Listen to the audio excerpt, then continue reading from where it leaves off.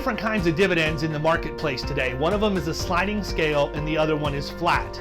The flat dividend is not a good deal unless you plan on having a really bad year. And if that's the case, you're probably only going to get it once. Here's the deal. A flat dividend basically says, regardless of your loss performance, this is the percentage we're going to give you back.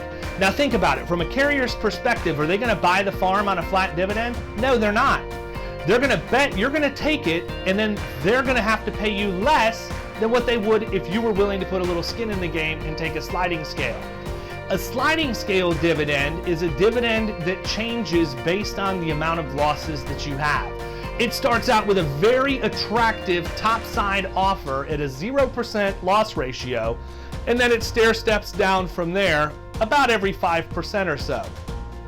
However, if you have good loss history, the point of inflection that I typically see is at about a 15 to 20% loss ratio.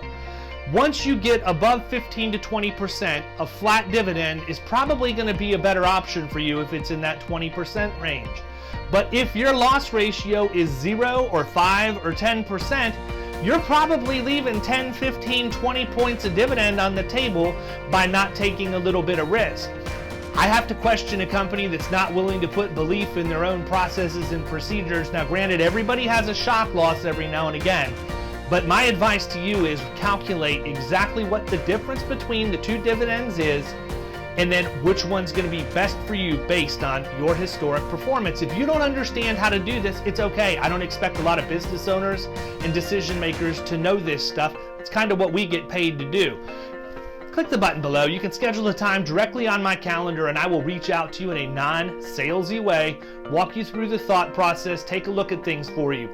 I'm not going to try and put the hard close on you. I believe that after we have a conversation and you see the level of detail that we take our explanation to, will demonstrate that we understand exactly what we're talking about, and everything else will work itself out in the end.